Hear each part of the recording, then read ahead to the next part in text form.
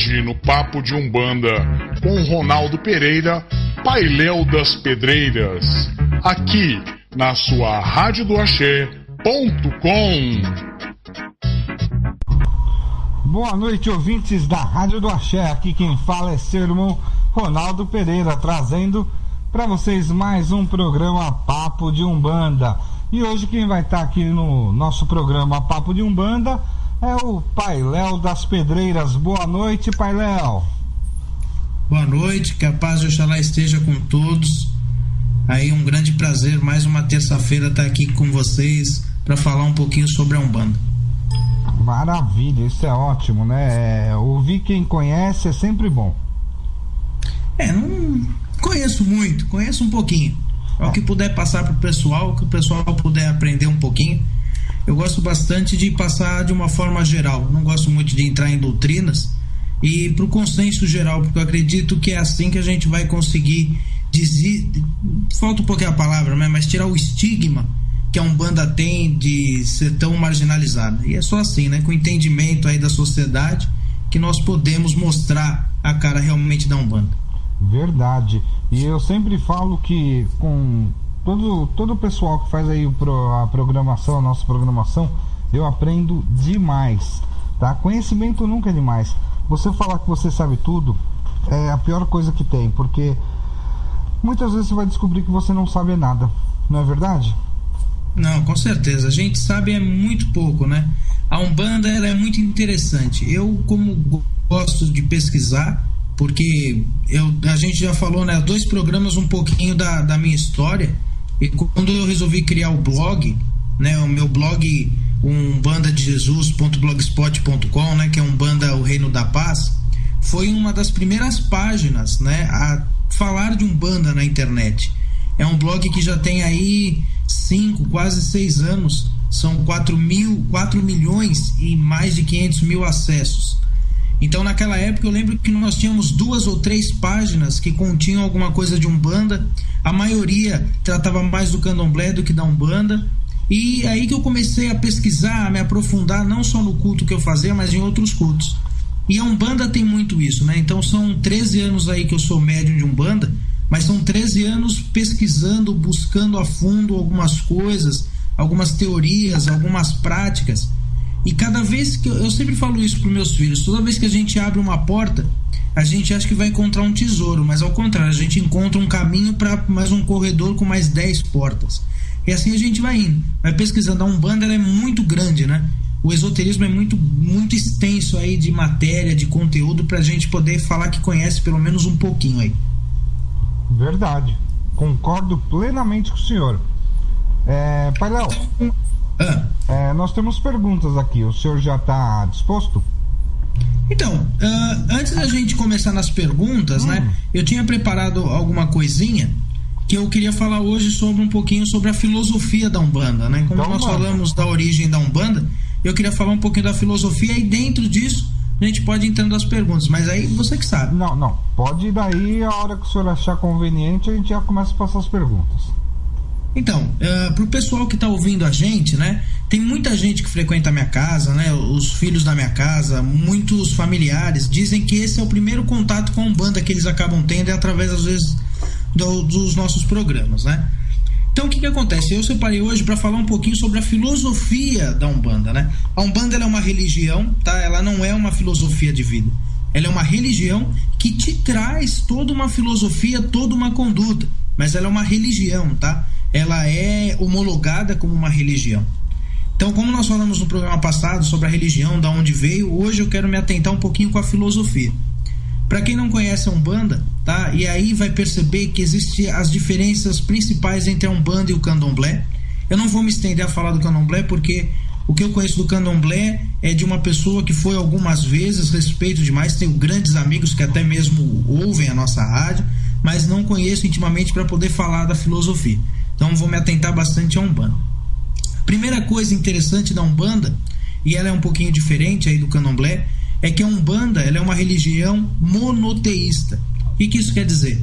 A Umbanda é uma religião que acredita num Deus único, tá? Só existe um Deus na Umbanda, e esse Deus, ele tem alguns nomes conhecidos, como Zambi, Olorum, e alguns chamam de Olodumare ou Olodumaré, tá? Esse Deus é o grande criador de tudo, tá? Não do nosso universo, isso também é interessante. Esse Deus, ele é criador energeticamente, não do planeta Terra em si.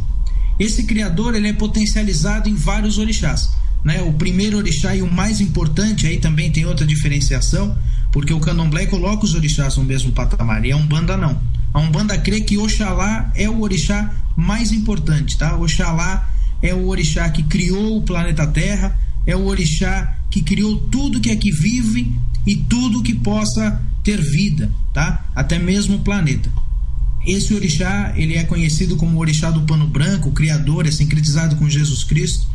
E aí a gente já parte para a primeira coisa interessante.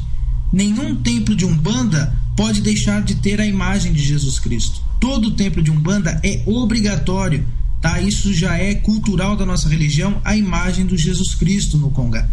E se você for numa casa e não tiver essa imagem, cuidado, que não é Umbanda. A Umbanda tem que ter essa imagem no Congá, tá? Uma coisa também interessante, a Umbanda não cultua Jesus Cristo crucificado, cultua Jesus Cristo, né, de uma forma ressuscitado. Por isso que Jesus Cristo, normalmente nos templos de Umbanda, salvo algumas exceções, nós vamos ter aquela imagem do Jesus, né, todo de branco, de braços abertos, aí a receber as bênçãos. Uma outra coisa também interessante é que a Umbanda não tem tantos orixás, cultuam-se menos orixás que o candomblé. E uma parte que eu acho também bem interessante é que a Umbanda não acredita no criacionismo, né? A Umbanda não acredita no Adão e Eva, não acredita que um belo dia, né, Deus ou Oxalá ou Jesus estava andando e resolveu criar as coisas, tá? Isso foge um pouquinho do pensamento crítico. A Umbanda acredita e crê na teoria da evolução ali do Darwin, tá? Nós cremos, umbandistas, nós cremos que nós sim descendemos da evolução das espécies, tá? Então essa é a primeira parte que eu acho que fala assim de uma forma bem geralzinha do que a Umbanda crê no comecinho. Tem bastante coisa ainda para falar, mas acho que aí a gente já pode começar nas perguntas e aí vai puxando as outras coisas. Tá certo, realmente isso daí que o senhor falou fica bem aberto às pessoas pensarem, né? Em tudo que o senhor falou, e a gente pode um dia pegar assim e ressaltar ainda mais sobre esse tema que ele é muito grande, né? Não dá para simplesmente em meia hora, 40 minutos explanar sobre isso daí. Pode mandar as perguntas? Pode mandar. A Jennifer, ela coloca assim: gostaria de saber se há algum problema em acender vela para Exu dentro de casa. O povo fala muito mal. O povo fala muito que não pode, mas Exu é uma entidade de luz. Por qual razão não posso acender dentro da minha casa? Exu não entra dentro de casa? Bom, aí a gente vai ter que primeiro remeter por que a questão do Exu fora de casa, tá? Isso vem de um dos mitos, tá? De um dos itãs do candomblé que explica o orixá Exu. O orixá Exu, em um dos mitos, diz que Exu estava na porta, né, da casa de Iemanjá e ele estava com muita fome.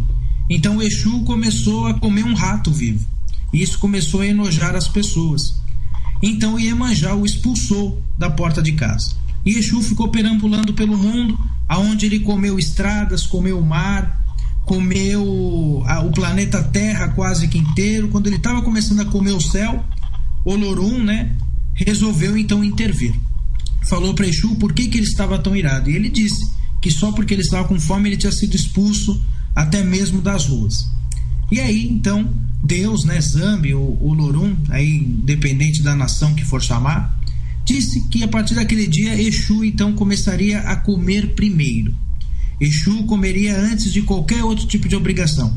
Isso também tem a ver com aquela história que qualquer oferenda que você dê para o seu orixá, você tem que dar primeiro essa oferenda para o Exu. E isso também deu base à questão do Exu não poder entrar dentro de casa. Isso é uma cultura que veio do candomblé, mas a Umbanda pegou essa cultura, esse mito. Então diversas casas, por exemplo, deixam tudo que é de Exu fora do terreiro, no quintal, a tronqueira fica fora, né? Fecha-se o congá, e do mesmo jeito sempre coloca-se a energia de Exu do lado de fora da casa, porque isso já é uma cultura, né? Um costume que virou uma cultura dentro das nossas religiões. A questão de você acender uma vela para o Exu dentro ou fora de casa, eu acredito que é muito relativo. Quando nós acendemos uma vela, nós estamos canalizando uma certa energia. Então, por exemplo, se você for acender uma vela para o seu Exu pedindo a cura de um ente querido, eu não vejo problema você acender na sua casa.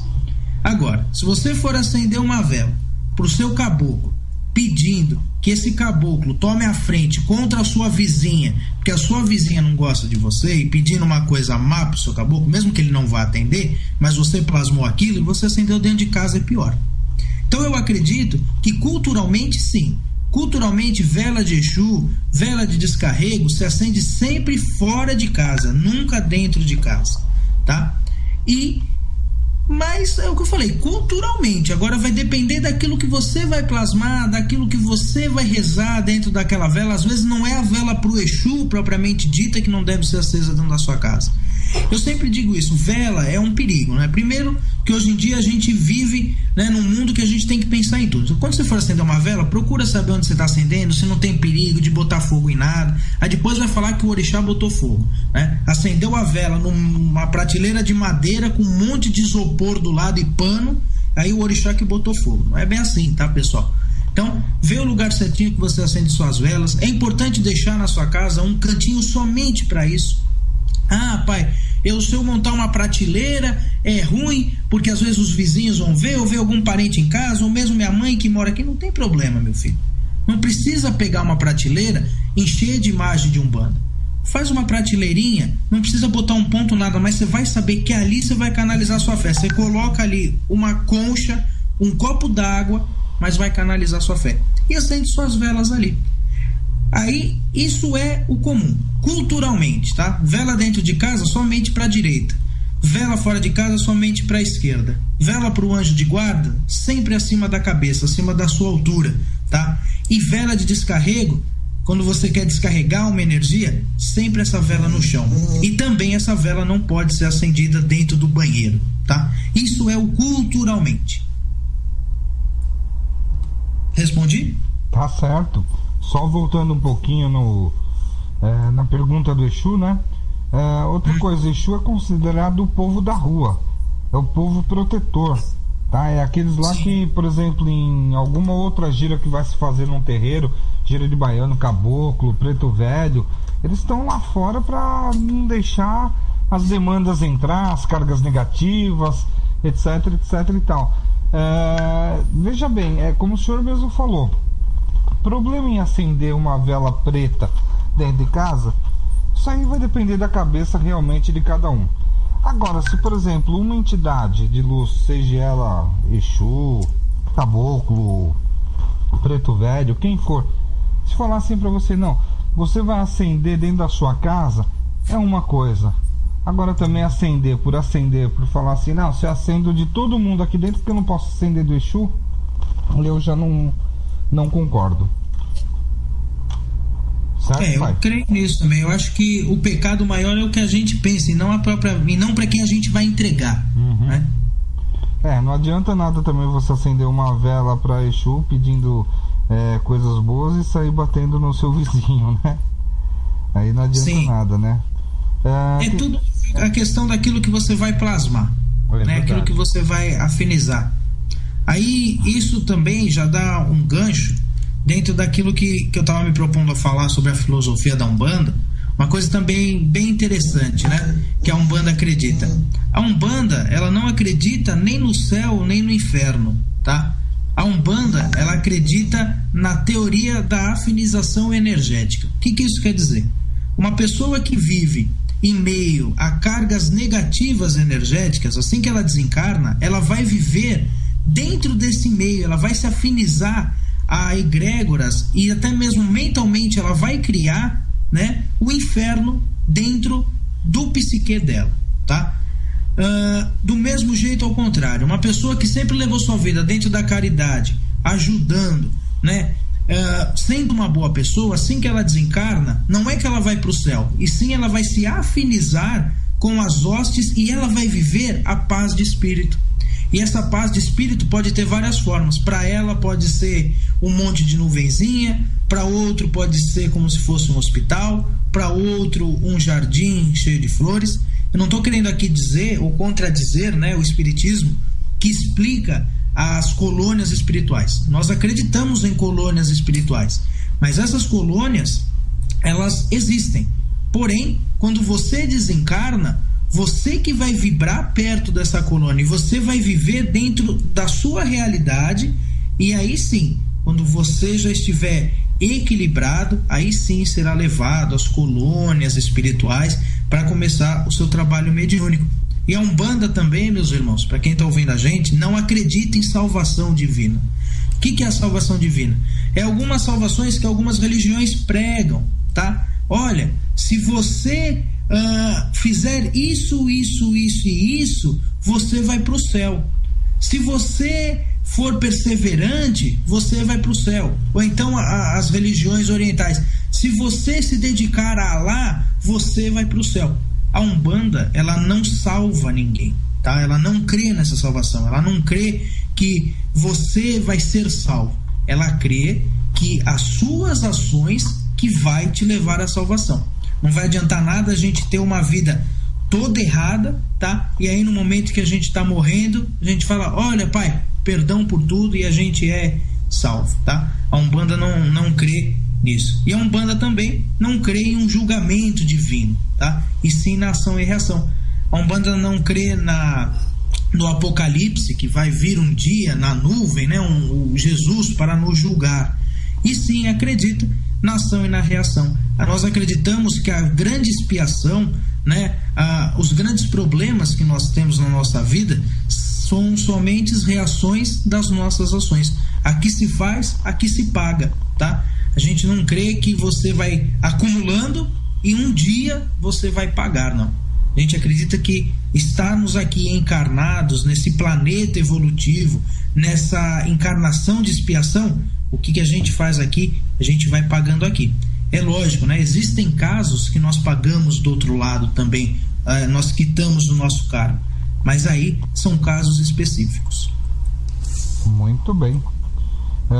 Tem uma outra pergunta aqui, o senhor responde, pai? Respondo.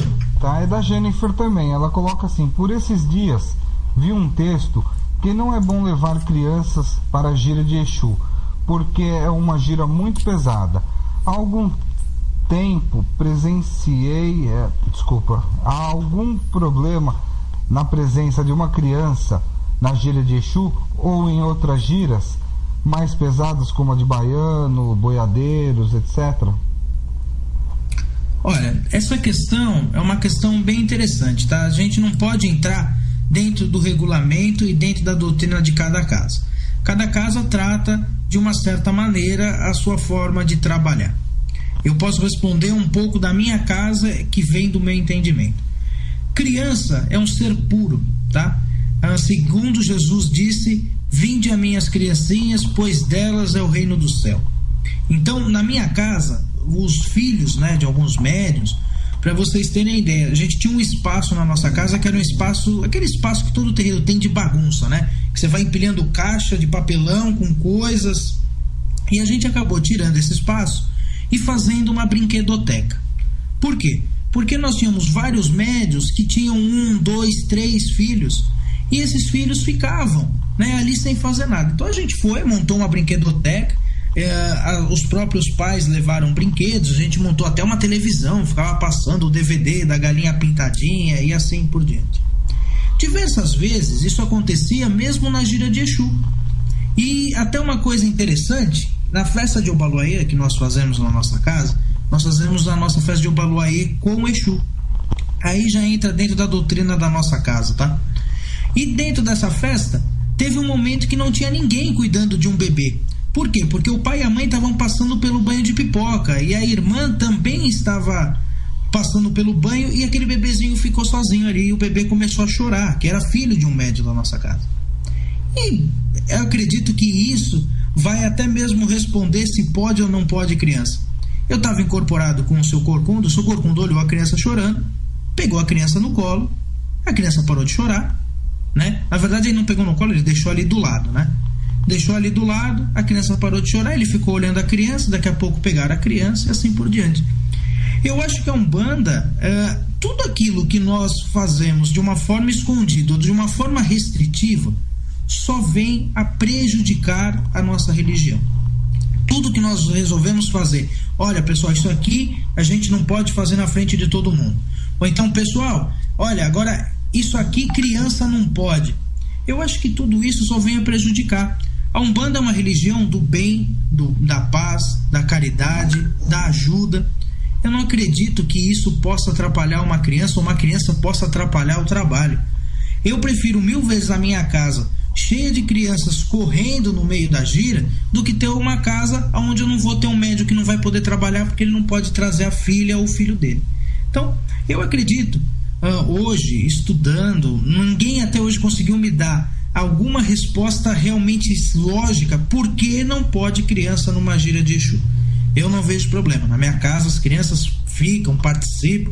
Segunda-feira agora a gente teve gira de Exu. Teve uma pessoa, uma assistente, estava com 2 crianças na consulta.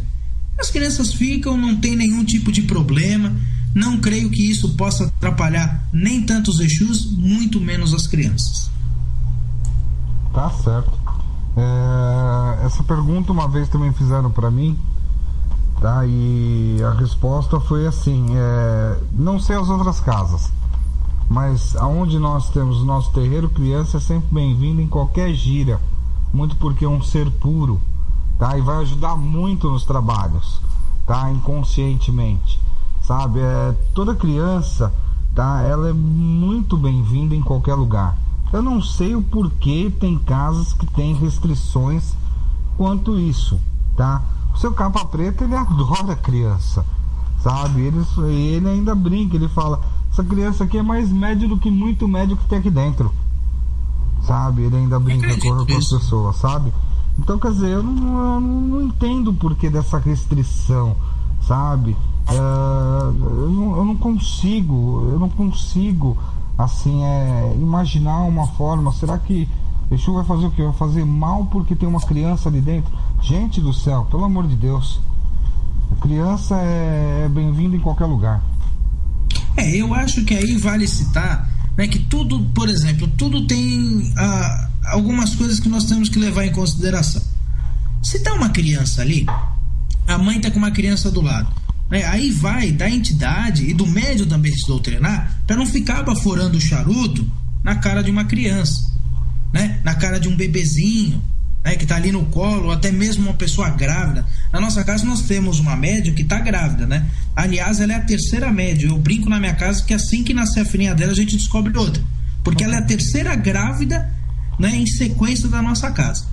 E toda vez que a gente sabe que tem alguma grávida, a gente já proíbe de fumar, né, de usar o tabagismo nas giras. E nós também falamos para as entidades: olha, quando estiver perto, evita usar, né?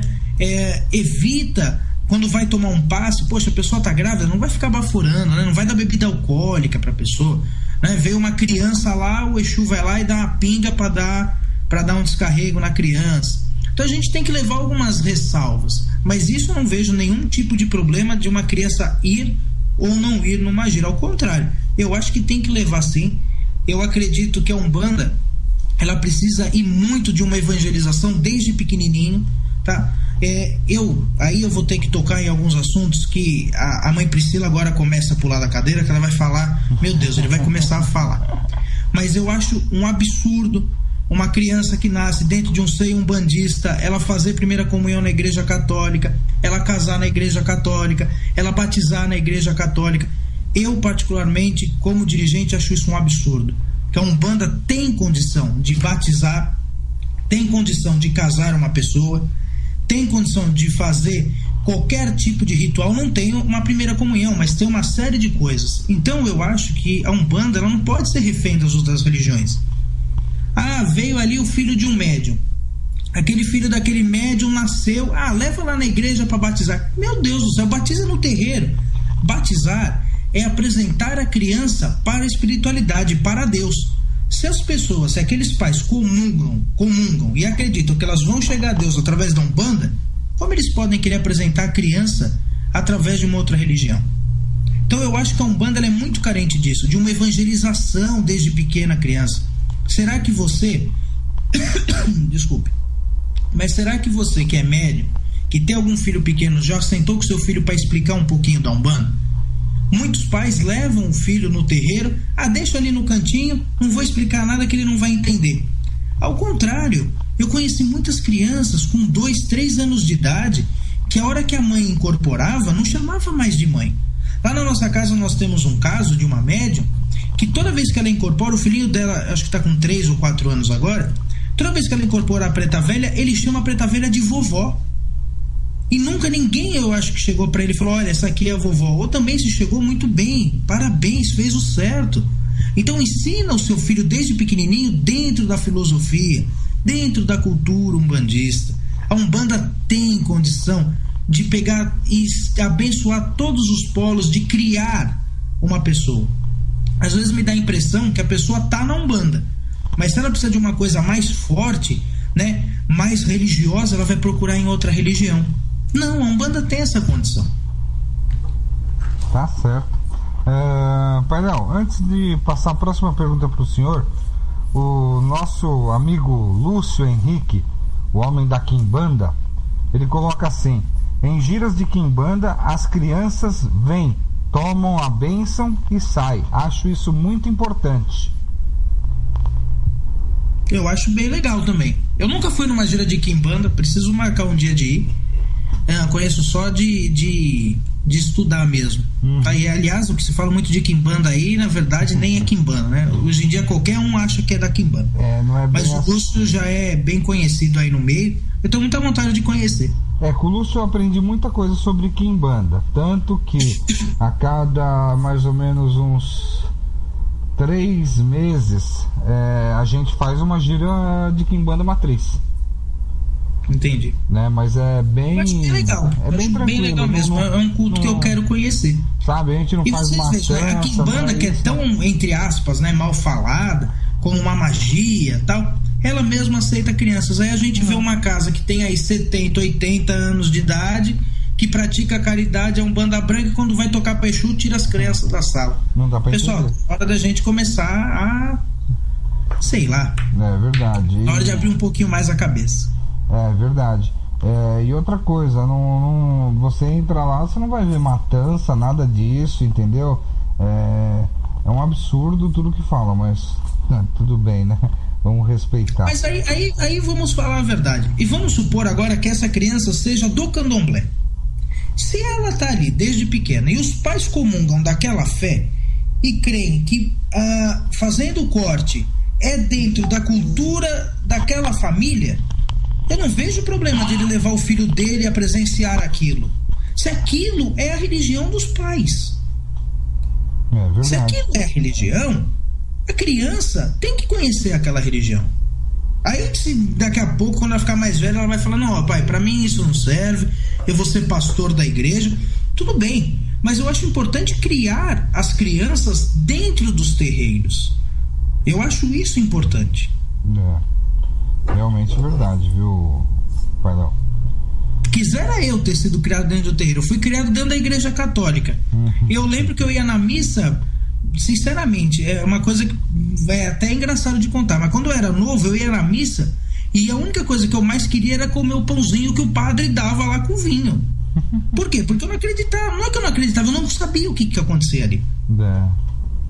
Então eu acho que as crianças são muito carentes disso. E na Umbanda mais ainda. Foi aquilo que eu falei no programa passado, né? A gente não tem um programa na Umbanda que vá em penitenciária, que vá em hospitais, em orfanatos, muito menos um trabalho de evangelização para as crianças. Quando eu estou falando de evangelização, pessoal, eu não quero fazer igual os evangélicos que vão fazer uma lavagem cerebral. Não é isso. Mas mostrar, né? Por que será que nunca, né? Nós temos tantos autores aí de Umbanda, né? Tantos estudiosos. Por que nunca ninguém, pelo menos eu não tenho contato, se alguém tiver, me manda agora no Facebook que eu até dou uma olhada, mas uma cartilha sobre a Umbanda para crianças? Painel, tem sim.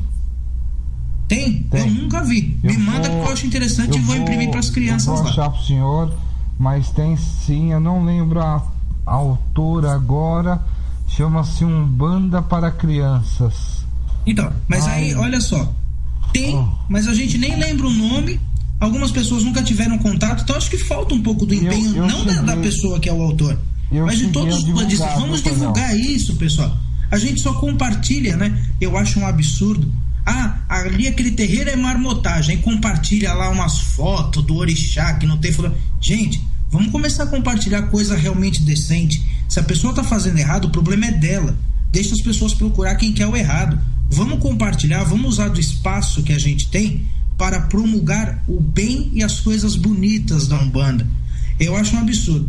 Para você que é médio um pouquinho para pensar, você tem um espaço ali no Facebook que você vai postar alguma coisa que as pessoas todas vão ver. Você vai postar uma coisa para denegrir a Umbanda ou para enaltecer a Umbanda? Isso é verdade. Isso o senhor tem toda a razão, viu? Realmente a gente tem que aprender a separar o joio do trigo. E como eu falei pro senhor, tá? Só um negocinho que eu achei aqui, tá? Umbanda para Crianças, As Dúvidas de Beatriz. É o nome da cartilha, tá? Bem legal, eu vou procurar sim. Tá no blog do Terreiro do Pai Maneco. Tá? O Terreiro do Pai Maneco é um grande divisor aí, né, de águas. Isso é verdade. Eles têm um trabalho bem interessante. E tem também aqui Umbanda para Crianças, tá? Tem uma outra que também chama-se Umbanda Infantil. Isso daí eu tô vendo no nosso grupo de estudos, tá? Legal. Porque eu cansei já de divulgar essas cartilhas para crianças. Por isso que a hora que o senhor falou, isso. Por isso que a hora que o senhor falou, eu já falei assim, não, Pai Léo, tem sim, tá? Realmente eu não lembrava o nome da autora, tá? Realmente me passou por desapercebido assim o nome da autora, porque faz tempo que eu coloquei, entendeu? Só que eu notei que tinha tido pouca visualização, não sei o porquê, talvez pelo nome, né? Umbanda para Crianças, né? Poxa, eu sou um adulto, eu vou ler isso, às vezes aquilo ali, tá? Tem muita coisa que eu não sei, né? Só que tá como Umbanda para Crianças. Então, esse que é o erro, né? Às vezes é a preguiça também das pessoas, né? De procurar, né? Levantar, querer conhecer, igual você falou, muita gente vai passar, eu não sou criança, eu não preciso ler. Eu tive um professor na minha faculdade que ele falava pra mim, leia tudo que te derem, leia.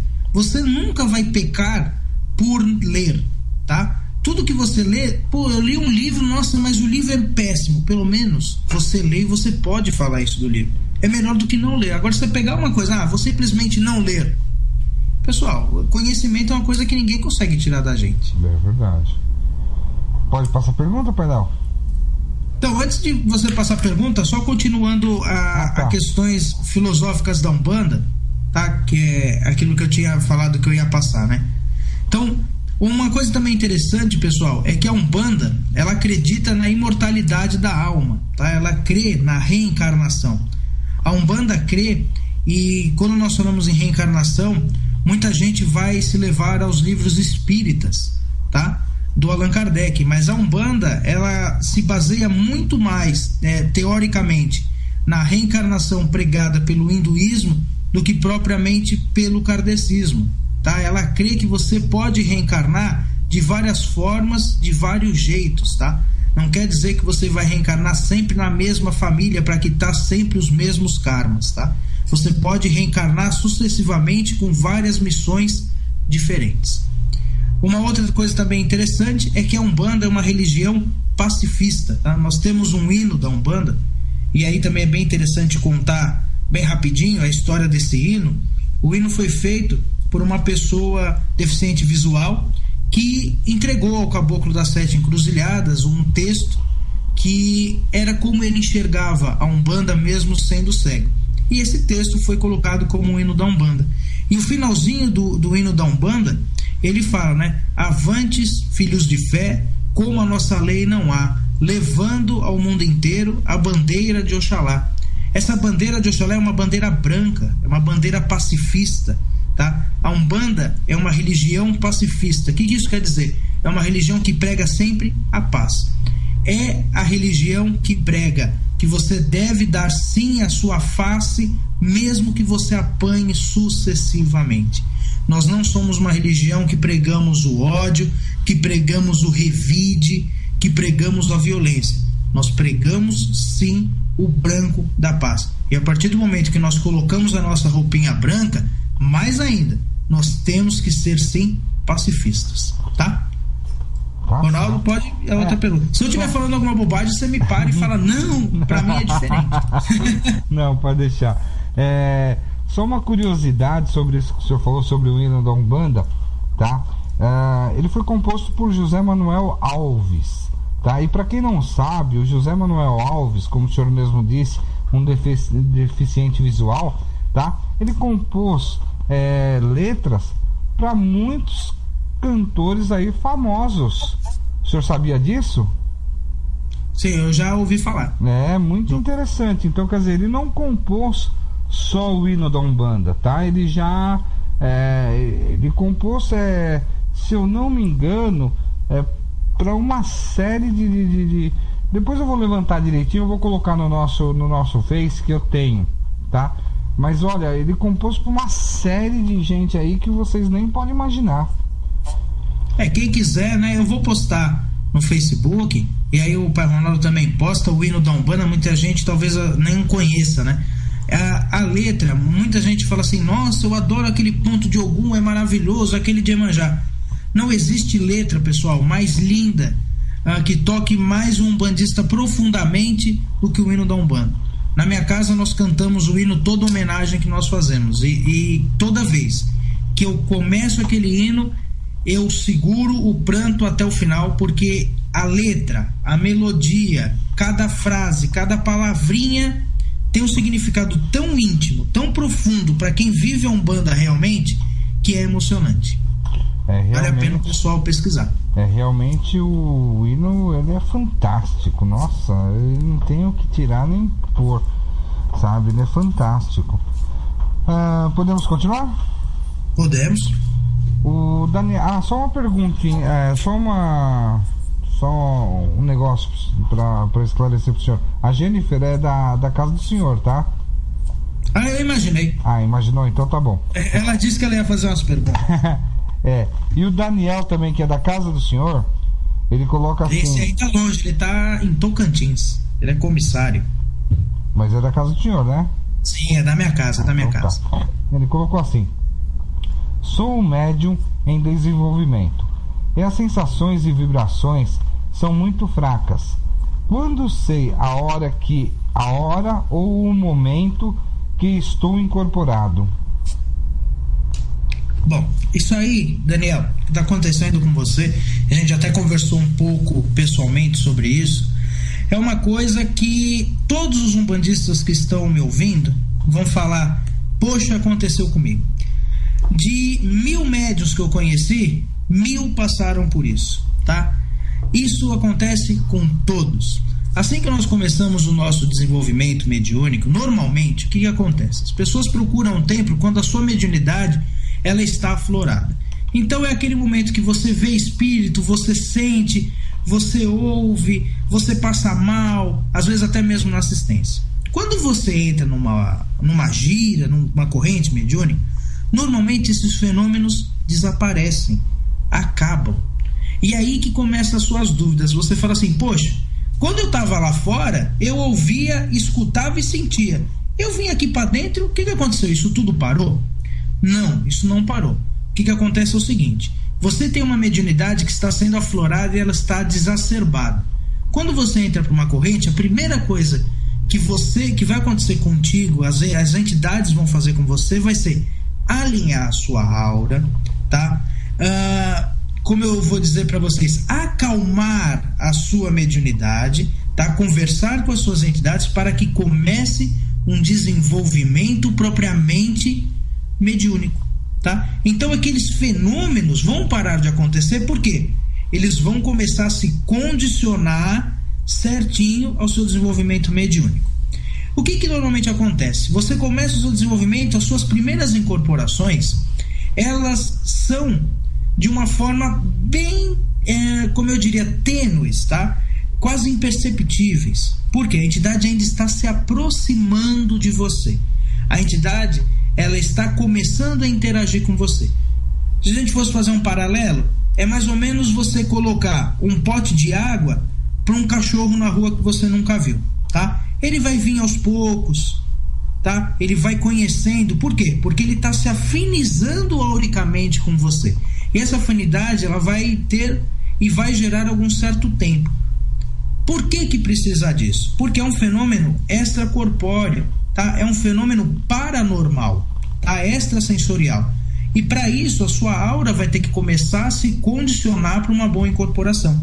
Para isso, a entidade tem que começar a vir aos poucos, tá? Ela vai te equilibrando, ela vai mostrar para você: olha, meu filho, eu realmente estou aqui.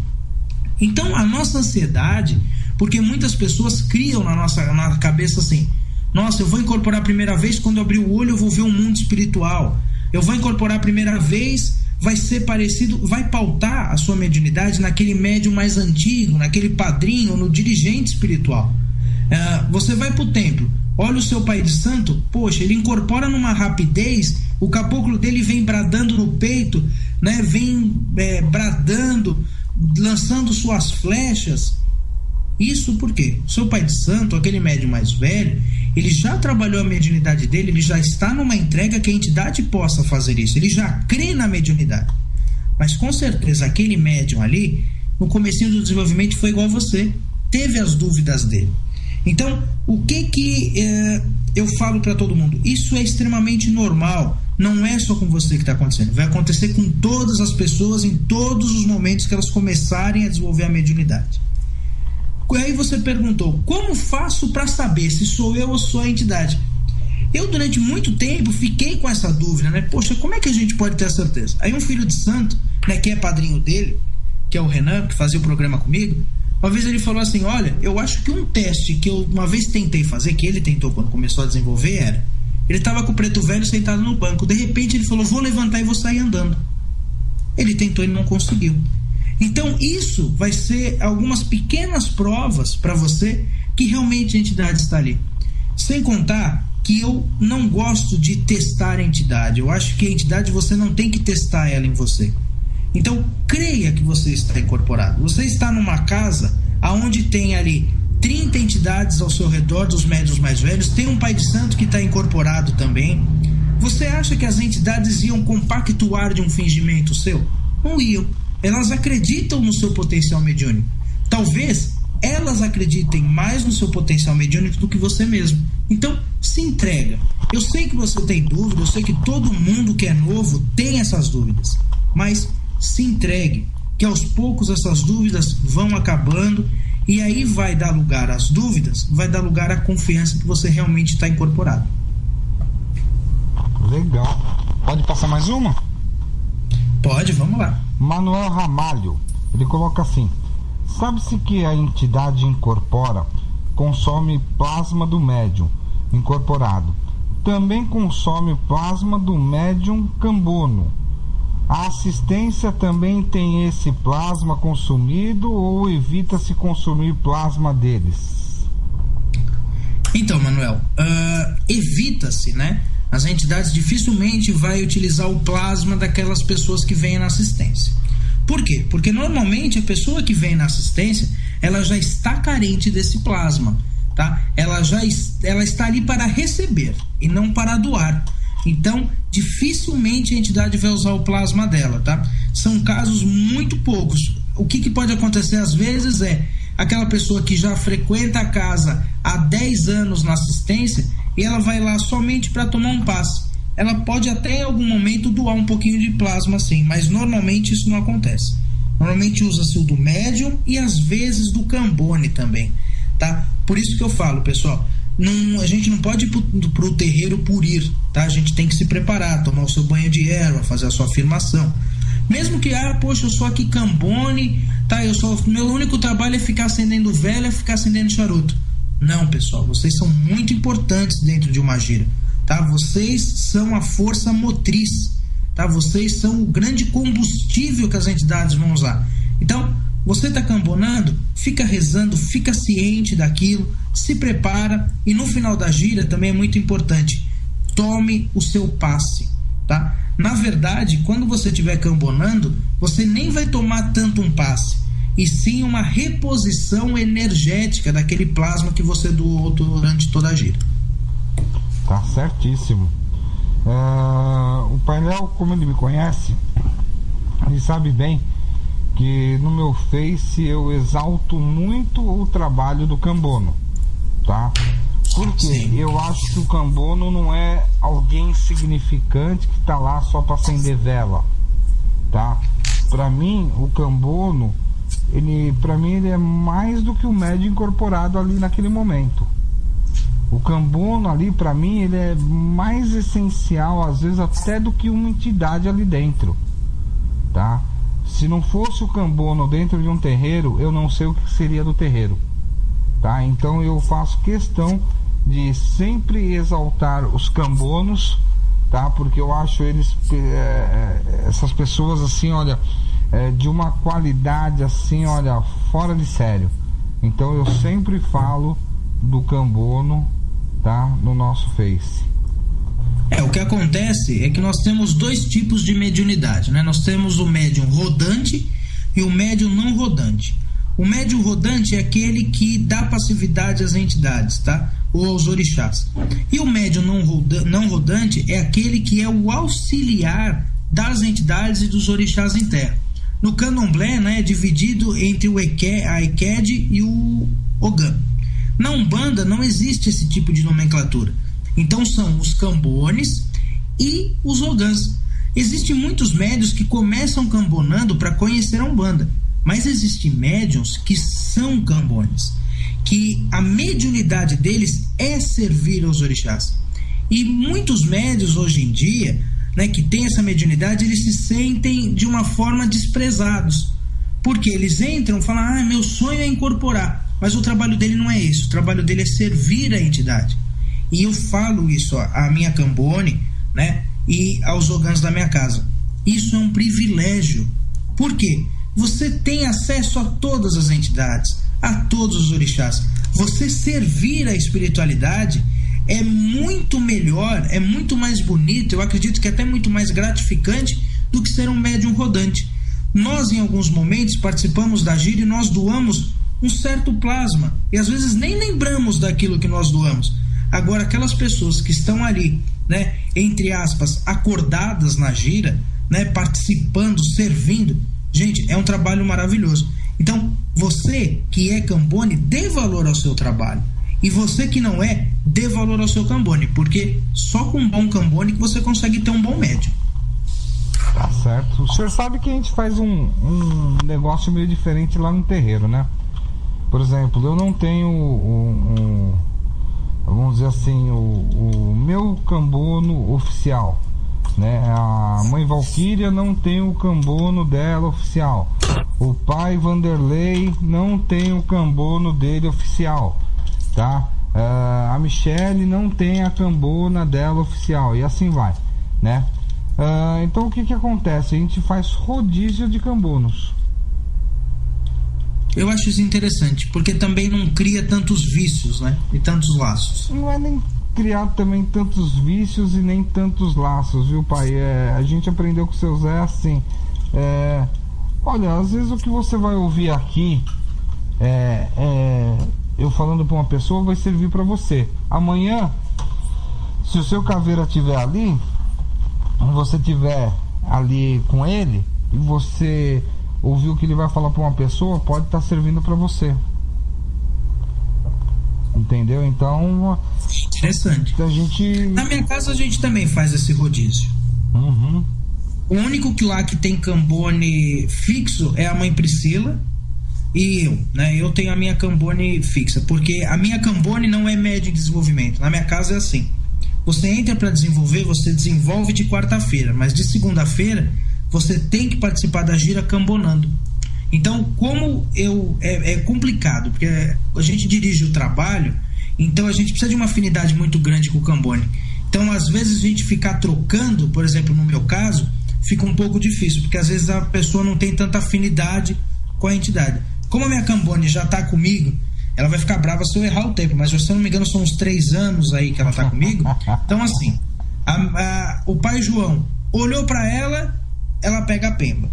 O pai João olhou para ela, que para mim às vezes ao mesmo olhar ela sabe que ele quer água, e assim por aí vai, né? Existe uma ligação muito forte, né, entre o Cambone e os Ogãs, né? Os Ogãs na minha casa eu não tenho nem o que falar. Eu falo isso, eu sou privilegiado. Tantas casas têm problemas com Ogãs, né? Problemas que são Ogãs que não aceitam ordens, ou Ogãs que a gente tem um problema sério, que a gente tem muito Ogã que gosta muito de bebida alcoólica. Eu tenho 3 Ogãs na minha casa que são 3 Ogãs firmados, são 3 Ogãs que não faltam, eles vão todas as giras, são 3 Ogãs que não gostam de bebida alcoólica e são 3 Ogãs que aceitam ordens numa boa. Então eu falo que eu sou privilegiado. É verdade, enquanto uns têm bastante, eu tô sem nenhum. Tá certo. Sim, eu conheço muitas casas que tem problema com Ogãs. Eu tô sem nenhum Ogã. Eu sei, e olha, e não é só a sua casa, tem muitas casas, né? Ogã, infelizmente, hoje em dia, se você tiver um bom Ogã, você tem que segurar muito mais do que um bom médium. Ô pai, deixa eu só te cortar só um minutinho. Eu falei, a nossa casa tá sem Ogã, mas também, olha, eu vou ser bem sincero com o senhor. Eu não fico assim desesperado com relação a isso. Na hora que tiver que aparecer, vai ser bom, vai ficar com a gente. Enquanto não tiver que aparecer, porque não é a hora. Também não estou desesperado, não coloquei ainda anúncio no Face assim, precisa-se de Ogã, por favor, comparecer, sabe? Isso aí também acho que não dá muito certo. Mas depois, se você quiser offline, eu te ensino uma afirmação pra você arrumar um Ogã. Beleza, a gente conversa. Não, mas É que na verdade eu tenho 3 Ogãs, né? Um dos meus Ogãs eu conheço ele há 10 anos. Eu conheci ele quando ele tinha 9 anos, não, menos, tinha 8 anos de idade, tá? Não, menos que isso, tinha 11 anos. Não sei agora, certo? Mas faz muito tempo que eu conheço ele. O outro Ogã da minha casa foi convidado pelo próprio Orixá, né? Por Xangô. É uma pessoa assim também, nossa, eu tenho uma estima muito grande com ele. E o outro Ogã que apareceu na minha casa é um Ogã de mais de 40 anos e adorou a nossa casa e já tá lá há 2 anos. Então é demais, né? Que muita legal. sorte. Não é muita sorte, é muito merecimento. Obrigado. Pra eles também, eu gosto muito deles, confio muito neles. Porque como eu falei, né? Eu não canso de falar isso daí. O senhor, a mãe Priscila, nossa, eu tenho um carinho, uma estima muito grande por vocês, sabe? E é recíproco. Só quem conhece mesmo vocês vai poder falar se eu tô certo ou se eu tô errado. Obrigado, é recíproco. A gente também gosta muito, confia muito em você. Eu sou muito sossegadão, sabe, pai? Eu sou muito tranquilo pras coisas, sabe? Eu não fico assim afoito. É igual a gente tava falando num programa agora das 19 horas, né? A gente tava conversando sobre ansiedade. Eu falei, eu já fui muito ansioso. Hoje em dia eu não sou mais, sabe? Eu parei com esse negócio, né? E eu acho que eu me autocurei. Eu tô precisando dessa cura, porque eu ainda sou uma pessoa muito ansiosa. Eu tava te mandando as mensagens do toque, porque eu tenho muito toque. Eu preciso curar os toques que eu tenho. E o Bruno, ele é muito bom pra muita coisa aí, viu? Que eu já andei pesquisando sobre ele aí. Ele é... Nossa, depois eu te passo o contato dele. Me passa sim. Só terminando aquilo que eu tinha falado da questão da filosofia da Umbanda, o pessoal, como o programa também já tá quase 1 hora, eu acho, a Umbanda, tá, pessoal, ela crê também, o básico, tá, da Umbanda são 2 ensinamentos de Jesus. Um deles é que fora da caridade não há salvação. Então nós só conseguimos, tá, progredir e alcançar essa salvação é a nossa paz de espírito, tá, é o nosso bem-estar espiritual e moral com a prática da caridade, tá? Mais nada pode ajudar a gente. E o segundo ensinamento, que é o amai-vos uns aos outros como ama a ti mesmo, tá? Isso também é muito interessante, é você sempre amar as pessoas. E aí, isso deu a base à maior filosofia da Umbanda, que com certeza, se você já pisou num terreiro ou já conversou com algum preto velho, algum dia ele te disse isso: ajudar alguém sem olhar a quem, tá? Essa é a maior filosofia da nossa religião. Na nossa casa, nós atendemos pessoas, tá? Toda segunda-feira, desde empresários, tá? Até pessoas que estão no mundo do crime, donas de casa, tá? Garotas de programa. Nós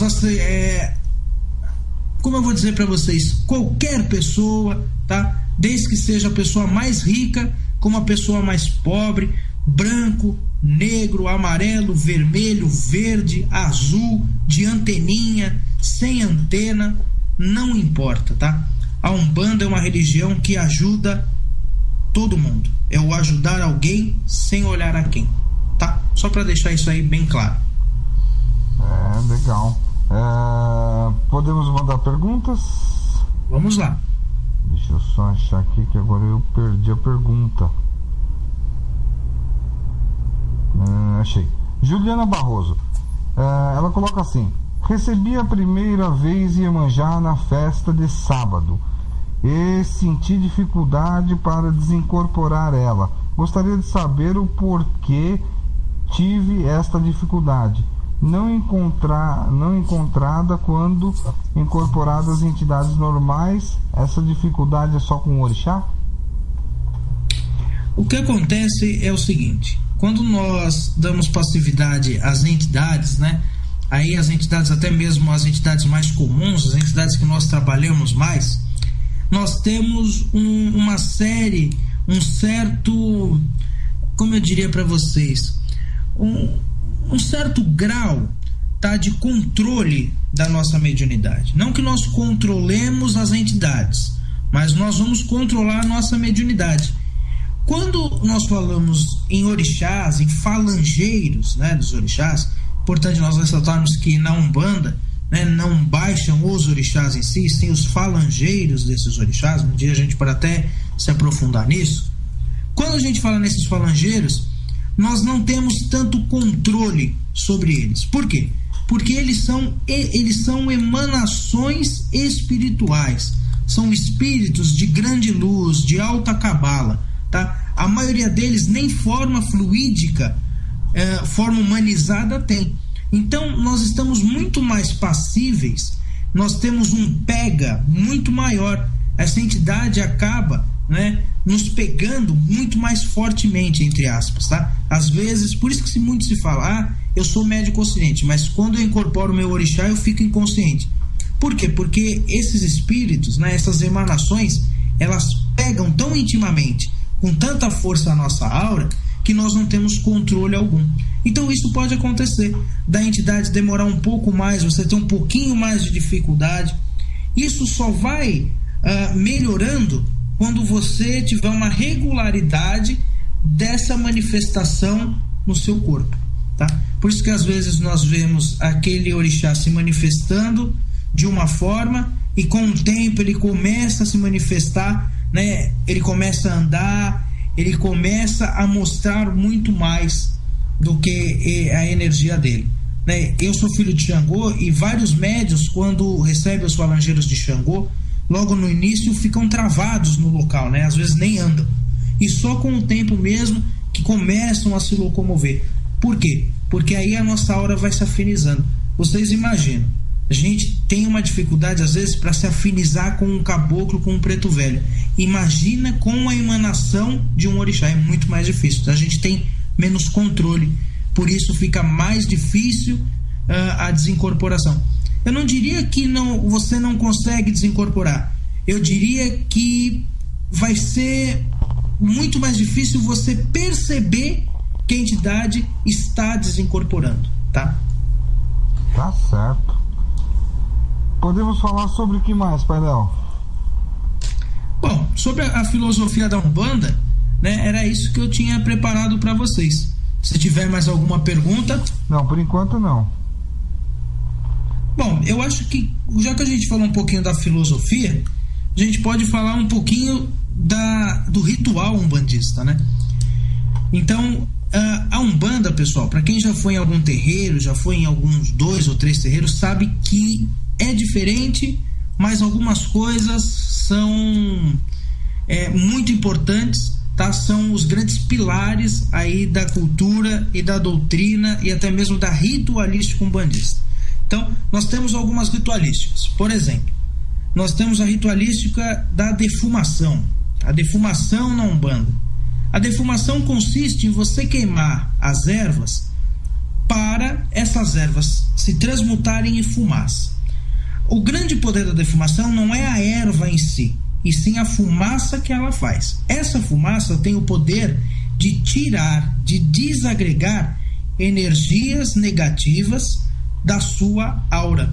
Então, no momento que a defumação passa em você, ela está desimpregnando qualquer miasma, qualquer energia, né? As larvas astrais, que nós chamamos também, qualquer energia que possa ter pego na sua aura, que está te prejudicando, no momento da defumação, ela já está sendo descarregada. Uma coisa também bem interessante do ritual umbandista é a oração. Todo ritual umbandista tem a sua prece inicial, que é o momento que você vai evocar e invocar as entidades. Então, são alguns pilares que todas as casas de Umbanda têm. O que consiste o ritual umbandista? O ritual umbandista consiste em você cantar e abrir a gira, tá? Firmar os pontos, firmar a sua casa. Normalmente, quando o pai de santo ele está abrindo a gira, ele vai firmar os orixás que comandam aquela casa e os orixás que vão ser invocados naquela gira. Por exemplo, na nossa casa, nós somos uma casa de Iemanjá, nosso patrono é Xangô e o nosso padrinho é Ogum. Então, independente de toda a gira que você vá na nossa casa, esses 3 orixás vão ser invocados. Após os 3, você vai invocar o orixá que vai trabalhar naquela gira. É uma gira de caboclo? Nós vamos cantar para Oxóssi. E assim por diante. Tá? Uma gira de preto velho, a gente canta para o Baluaí. A casa firmada, normalmente, tem a chamada da entidade do Congá, a entidade que vai dirigir aqueles trabalhos. É sempre importante ressaltar que a entidade que está ali na frente, ela está dirigindo aquele trabalho. Não quer dizer que ela é mais iluminada, que ela tenha mais conhecimento. Não. Ela apenas dirige aquele trabalho. Então essa entidade se manifesta, ela faz o círculo, né? Algumas entidades vão cruzar com pemba, vão cruzar com uma vela, vão proteger aquele templo, e aí sim é chamada as entidades na corrente mediúnica para manifestação de todos os médiuns. Aí todos os médiuns vão se manifestar, cada um com a sua entidade, e fica algumas perguntas, né? Que as pessoas às vezes fazem. Poxa, eu vou naquela casa e aquela casa canta 20 minutos antes de começar os passos. Por que isso acontece, pessoal? Em muitos casos a assistência está um pouco carregada, tá? Ou então o trabalho está muito carregado, ou então alguma coisa está desequilibrada. As entidades nos cantos, porque cada ponto cantado, o pessoal às vezes fala assim: nossa, ouvi um ponto e não entendo nada daquela letra daquele ponto. Principalmente em gira de baiano, né, pessoal? Nossa, canta um ponto que não tem pé nem cabeça, mas aquele ponto tem uma explicação, um fundamento muito grande espiritual. Esse ponto, ele é cantado em forma de equilíbrio para abrir os trabalhos, tá? Antes das consultas. Então é cantado uma série de pontos, equilibra-se energeticamente o terreiro, às vezes demora 10 minutos, às vezes demora meia hora, tá? Dependendo da assistência. Após isso, aí sim é aberto para as pessoas terem o contato com as entidades, seja o passe ou seja a consulta. Estou explicando aí mais ou menos por cima como é que funciona uma gira. Não, mas muito legal, porque a hora a gente vai entrar assim, desde o comecinho da gira até o final dela, tá? Para o pessoal entender bem assim, bem legal mesmo, porque eu noto uma coisa: tem muita gente que vai em terreiro já faz 1, 2 anos e não conhece direitinho como que é a vida, a gira em si. É importante nós ressaltarmos que isso muda, né, um pouquinho de cada casa, mas normalmente é isso que acontece. Uma coisa que as entidades às vezes comentam, né, Somente o Pai João é o rei de comentar isso, né? Ele fala assim: se você vai na missa, você sai antes da comunhão ou você sai antes da prece final? Se você vai na igreja evangélica, você sai antes do pastor terminar o culto? Se você vai em qualquer tipo de ritualística, tá, numa palestra, você vai embora antes do palestrante acabar de falar? E isso nos templos de Umbanda acontece. As pessoas tomam seu passe, viram as costas e vão embora. E o Pai João principalmente reclama muito disso. Ele fala que o certo da pessoa é: acabou o passe, ficar ali, espera a oração final, a oração acabou, aí sim você deve ir embora. Por quê? Sempre no final é bom que se faça uma oração. Essa oração ela vai equilibrar. Só que infelizmente isso na nossa casa é um pouquinho difícil, porque a nossa gira é de segunda. E às vezes a nossa gira acaba 11, 11h30, e aí às vezes a oração a gente não faz. Mas quem frequentar uma casa e puder, fica até o finalzinho, tá? Porque no final tem sempre um fechamento esotérico importante e também é uma forma de respeitar aquele culto. Tem mais alguma pergunta? Tem sim. Dani Figueiredo colocou assim: boa noite. Desculpa. O senhor entendeu o que eu falei? Não. Tá. Dani Figueiredo colocou assim: boa noite. Gostaria de saber se criança que frequenta trabalho no terreiro também tem seu plasma utilizado pelas entidades. Obrigado. Então, aí vai depender muito da criança, tá?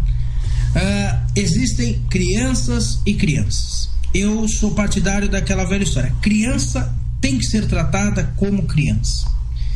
O que isso quer dizer?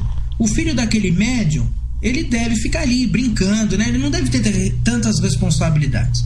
Mas existem algumas crianças, né? Aí são crianças mais prodígios ou crianças que querem participar, né? Crianças até mais, como eu diria, mais adultas, né? Às vezes até mesmo pela criação, que querem fazer parte. Igual tem uma criança na nossa casa, né? Que ela tem a roupa branca, ela toca tabaque, ela usa suas guias. Mas é lógico, é uma criança, então nós tratamos ela como uma criança. Ela tem algumas responsabilidades? Tem. Se eu tirasse todas as responsabilidades dela, ela ficaria chateada, porque ela gosta de ter a responsabilidade. Mas criança é criança. Criança, mesmo que ela esteja no atabaque, mesmo que ela esteja cambonando, mesmo que ela esteja ajudando, ela pode até doar um pouco de plasma. Mas criança tem muito plasma, ela tem o poder de se regenerar o seu plasma muito rapidamente. Por isso que dificilmente criança toma passe, porque ela tem um poder de doar plasma e ela mesmo ainda consegue refazer a sua energia. Então pode até acontecer dela doar plasma, sim, mas normalmente ela vai repor até mais plasma do que realmente ela possa doar dentro de uma gira. A questão que eu acho mais interessante é mesmo de evangelizar essa criança do que realmente usar ela como uma ferramenta ou como uma forma de doação de plasma. Tá certo. Tem pergunta aqui. Vamos lá. Só deixa eu achar aqui que a mãe Priscila sumiu, meu Deus. Volta, mãe Priscila. É que a mãe Priscila de vez em quando tá passando as perguntas aqui pra gente, entendeu?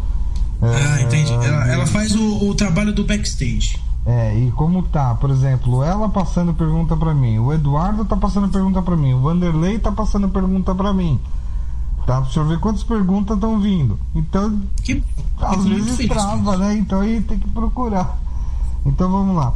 Gilberto ele pergunta assim: sobre o orixá de cabeça, de coroa e adjuntó, na Umbanda, como são definidos, já que não há jogo de búzios? É uma pergunta interessante, né? Por que a Umbanda não utiliza dos búzios, né? Primeiro a gente tem que entender isso. Umbanda não tem búzios, tá? Ai, meu Deus do céu, pode ser que tenha gente que joga búzios e vai ficar muito brava, tá? Mas doutrinariamente a Umbanda não joga búzios. Por que a Umbanda não joga búzios? Porque a Umbanda tem um contato direto com as entidades. Os búzios faz parte de um jogo de adivinhação, tá? A Umbanda não utiliza de adivinhação, por quê? Porque ela tem a entidade que tem um contato direto com você. E a entidade ela não precisa adivinhar o que possa acontecer ou o que você precise. Ela tem o poder de ver o que você precisa. Então seria um pouco ilógico tá? Nós temos um jogo de búzios feito por um preto velho, porque ele já está desencarnado, ele já tem acesso à sua aura, ele já tem a visão espiritual do que possa acontecer. Para que ele vai jogar o búzios, ou para que ele vai tentar um jogo de adivinhação, tá? E aí o que acontece? Na Umbanda, referente a isso, nós não temos, tá, como descobrir o orixá através do búzios. Como é que nós descobrimos os orixás? Através das entidades que dirigem a casa. Então, no nosso caso é o Pai João. E o Pai João, como é que ele funciona? A pessoa entra na nossa casa e o Pai João coloca essa pessoa para cambonar.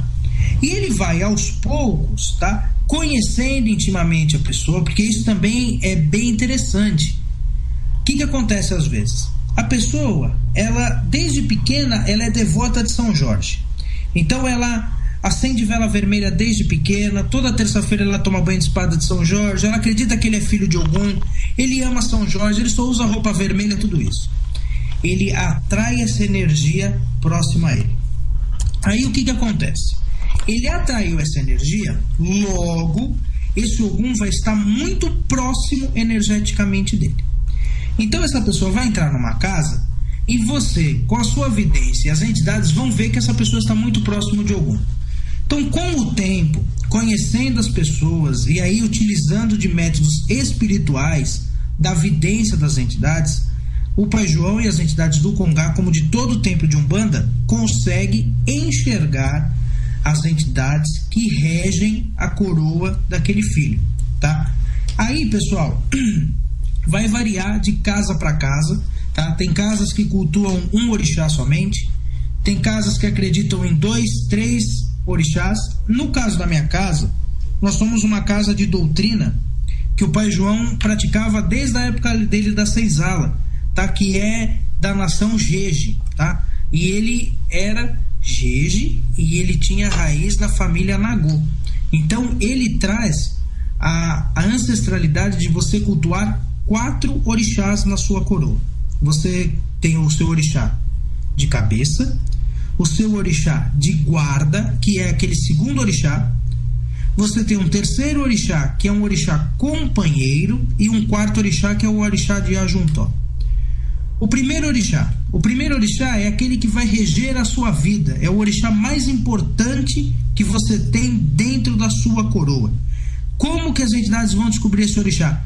Fazendo o levantamento, tá, espiritual que elas fazem, e elas determinam, e elas, não é que elas adivinham, né? Mas elas comunicam que aquele orixá está ali. Então vou dar o exemplo da minha coroa. Meu primeiro orixá é Xangô, tá? Então esse orixá ele vai reger toda a minha vida espiritual. As minhas entidades vão trabalhar com esse orixá, tá? Eu vou trazer o arquétipo de personalidade de Xangô, tá? Então esse é o meu primeiro orixá. O orixá de guarda, né, que é o segundo orixá que nós temos, normalmente esse orixá... Quer falar alguma coisa? Esse segundo orixá, pessoal, é o orixá de guarda. Ele normalmente é de outro sexo, entre aspas, né, que o orixá não tem sexo, do que o primeiro, tá? Normalmente, se você tiver um orixá masculino como o primeiro, você vai ter uma Iabá, tá? Uma mãe, tá? Um orixá feminino. No meu caso, é Iemanjá. O que acontece quando nós temos 2 orixás masculinos ou 2 femininos, como primeira e segunda guarda? É o famoso Orimeji, tá? Orimeji é aquele que tem a cabeça dividida por 2 orixás ao mesmo tempo. São pessoas extremamente difíceis de achar, tá? Mas por questão de status, hoje em dia tem muito Orimeji por aí que às vezes nem é, tá? Então, nós temos esse segundo orixá. O que esse orixá faz? Ele é o balanço, o contraponto energético da sua coroa. Então, voltando ao meu caso, meu segundo orixá é Iemanjá. Então nós vamos ter Xangô, que é o fogo, é a explosão, tá? É a ação. E nós vamos ter Iemanjá, que é a água, a passividade, a calma. Aí nós vamos ter um ori equilibrado. Você vai ter também o seu terceiro orixá. O seu terceiro orixá é um orixá que nós chamamos de orixá companheiro. É o orixá que segura as pembas, tá? É o orixá que segura as buchas da nossa vida. Por isso que ele mesmo já fala, é o orixá companheiro. É aquele orixá que está do seu lado para os problemas, para as demandas, é aquele orixá que vai cuidar do seu lado profissional e principalmente dos problemas que você possa ter. Enquanto você tem 2 orixás ali que comandam a sua personalidade, você tem um orixá que ele guarda a sua vida, tá? E esse orixá, ele bem equilibrado, ele é muito importante. No meu caso, esse orixá é Ogum. Então, qualquer tipo de demanda, qualquer coisa, é esse orixá que assume a frente, tá? Uma coisa também interessante, normalmente, você que é filho de Umbanda, o seu Exu trabalhe com este orixá. Por isso que às vezes acontece isso, a pessoa, eu sou filho de Xangô, mas eu tenho tranca-ruas. Por quê? Talvez seu terceiro santo seja Ogum, tá? E você tem o seu 4º orixá, que é o Ajuntó, que é um orixá muito importante. Esse orixá, ele vem com você de vidas passadas. É o único orixá que não muda de encarnação para encarnação. Ele vem te acompanhando. Esse orixá é um orixá muito importante, que normalmente ele veio na coroa ou na cabeça de algum antecessor seu pai, seu avô, sua mãe, tá? Ou sua avó, e ele vem preparando a sua chegada. Esse orixá às vezes vibra mais forte do que o seu orixá de coroa, tá? É mais ou menos isso. Então, a Umbanda, ela não tem um jogo de búzios para explicar como que você descobre o seu orixá. É só mesmo com o tempo que as entidades têm o poder de falar, olha, é este e este, tá bom? Tá certo. Pai Léo, tem mais uma pergunta aqui do Gilberto também. Ele coloca assim: em muitas casas na quaresma não baixam orixás, em outras só orixás. Qual a interpretação? Então, aí, Gilberto, vai variar de cada doutrina, né? Na minha casa, na quaresma, nós não trabalhamos com a esquerda. Por quê? Porque nós seguimos a doutrina que na quaresma, né, o baixo astral está aberto. Então os Exus ficam de mãos atadas para descarregar, prender ou tirar qualquer tipo de obsessão. Então nós não trabalhamos. É uma época, os 40 dias, tá? É bem extenso se a gente for falar desde a história, porque muita gente acha que isso é cristão, e não é, tá? A quaresma, ela vem antes do cristianismo. A quaresma, ela vem antes de Moisés, tá? A quaresma é um período esotérico, é um período de 40 dias antes da Páscoa. A Páscoa é o renascimento, tá? Não é o renascimento de Jesus não, pessoal, tá? Isso aí foi só como eu diria para vocês, foi só uma coisa que calhou, tá? De ser parecido e ser próximo o dia, tá? Uma coincidência. Mas na verdade a quaresma, ela é bem antiga e ela é um tempo de reflexão. Então, nesse tempo, cada casa tem uma forma de se preparar e de se reflexionar, tá? De guardar sua energia. Então, algumas casas procuram trabalhar somente com Exu, outras casas trabalham todas as entidades menos Exu, outras vão trabalhar só Preto Velho, outras simplesmente fecham, tá? Isso cada um tem um entendimento. O entendimento da nossa casa é esse. A quaresma é um período onde os espíritos obsessores e o baixo astral está aberto como uma forma de indulto. Então, por isso, não tem o porquê os Exus virem trabalhar para descarregar, já que eles não vão poder fazer isso. Então, a gente procura aí trabalhar somente energias sutis. E por isso mesmo que na nossa casa a gente aproveita essa época para ligar o filho ao seu orixá.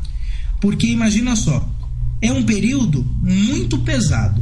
Se eu trabalhar com Exu, logo aquele filho vai ficar com a sua energia densa. Então, se eu trabalhar um filho de Ogum com Ogum na coroa dele nos 40 dias, ele vai se ligar a esse orixá. Ele não vai baixar o seu tônus espiritual, a sua vibração vai estar sempre com a sua vibração elevada. Logo, ele não vai ter problema espiritual e não vai pegar carrego. Legal. Só a gente fazendo uma prévia disso daí que o pai falou. Vocês veem como que a Umbanda é linda e maravilhosa. Por exemplo, na casa do Pai Léo, lá eles, na quaresma, eles não trabalham com Exu, tá? Na nossa casa a gente já trabalha com Exu sem problema nenhum, tá? Aí nós vamos entrar naquele tópico: o Pai Léo tá certo ou o Ronaldo está certo? Ambos estamos certos. O Pai Sim, Léo, cada um dentro da sua doutrina. É isso que eu ia falar agora. O Pai Léo, ele tem a doutrina dele, ele segue a doutrina dele, tá? O Ronaldo, ele tem a doutrina dele, ele segue a dele. Então, ambos estão certos, tá? Nós não temos um codificador na Umbanda, tá? Ele deixou a Umbanda aberta, entendeu? Para que cada terreiro fizesse o seu melhor. Se o Ronaldo acha melhor trabalhar com o Exu, nós vamos trabalhar com o Exu. Se o Pai Léo acha que não é aconselhável trabalhar com o Exu, não vai trabalhar com o Exu. Nem o Pai Léo e nem o Ronaldo estão errados. Cada um está seguindo a sua doutrina. Só isso. Não é verdade, Pai Léo? Sim. Tá? Então... A única coisa que eu acho desnecessário são as casas que fecham, tá? Na quaresma. Por quê? Porque a maioria das pessoas estão num tratamento espiritual. E às vezes 40 dias longe de uma casa, pessoal, é complicado para uma assistência, tá? Para uma pessoa que está num tratamento. Então, procura rever uma forma, tá? Mesmo que não tenha incorporação, mas abre a casa para uma palestra, tá? Ou somente para passe. Mas procura deixar sua casa aberta nos 40 dias, tá? Converse com o seu dirigente referente a isso. Tem muitas pessoas que precisam desses 40 dias. Eu falo isso porque como a minha casa não fecha, e é uma coisa que acontece todo ano, a gente tem uma média na nossa casa aí de 90, tá? A picos aí de 120 pessoas na assistência por segunda-feira. Quando a gente chega na quaresma, a gente tem um aumento aí de 30 até 40% da nossa assistência. Por quê? Porque são pessoas que, como não podem ir na casa que frequenta, procuram uma casa que está aberta, tá? Então, procurem, né? Conversem com o dirigente de vocês, ou você que dirige a casa, converse com as entidades. Procura não fechar a casa, deixar essa casa aberta, porque as pessoas precisam do nosso trabalho, tá? Aí é só uma dica minha. Tá certo. Vamos para a última pergunta, pai? Vamos lá. Paula Figueiredo. Eles foram crianças encarnadas e também são espíritos que utilizam essa forma, e no caso o Exu Mirim é a mesma coisa?